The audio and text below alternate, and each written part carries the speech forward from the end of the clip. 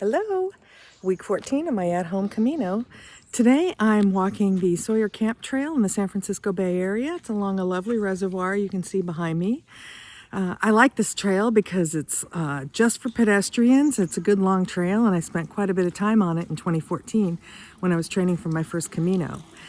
I am at the 460 kilometer mark on my virtual Camino, which is a good bit past halfway on the 800 kilometer Frances trail. And I thought it would be a good time halfway through to talk about grit and determination. So let me set a scene for you. For a lot of people doing the Frances trail, they start in Saint-Jean-Pied-de-Port, if I'm pronouncing that correctly, which is a little town in France just over the border from Spain. That first day, getting from Saint-Jean to Roncesvalles in Spain is actually one of the most difficult on the entire trail. You're doing 27 kilometers, about 16 and a half miles.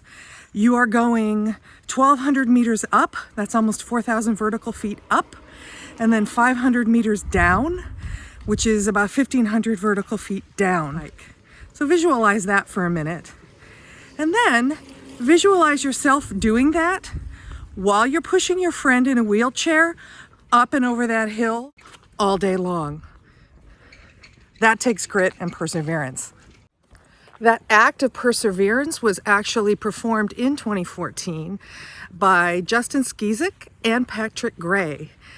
Justin is wheelchair bound. He has sort of ongoing degenerative neuromuscular disease. And Patrick is his best friend. They were actually born in the same hospital. They've been friends all their life. Patrick's been helping Justin as this disease came on and as he's been adjusting to it. Justin heard about the Camino and he thought, I would really like to do that. And he talked to Patrick about it, and Patrick said, yeah, let's do it. I'll push you. I learned about Patrick and Justin because they've actually written a book about their experience called I'll Push You. And there was also, they decided to document their journey with a film crew. And so there's also a documentary about it called I'll Push You.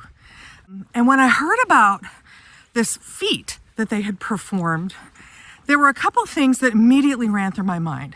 How on earth are they going to get over the hill from Saint-Jean to Roncesvalles? And how are they going to get up that hill in Osobreiro? Because that's another 18 kilometer day and another, 600 meters, 1,200 vertical feet. Both of those trails are primarily pathway, not a lot of road. They're very rocky, they're very steep. I struggled to do both of them, and I'm on my own 2 feet. And these guys did it as a pair with Patrick pushing Justin.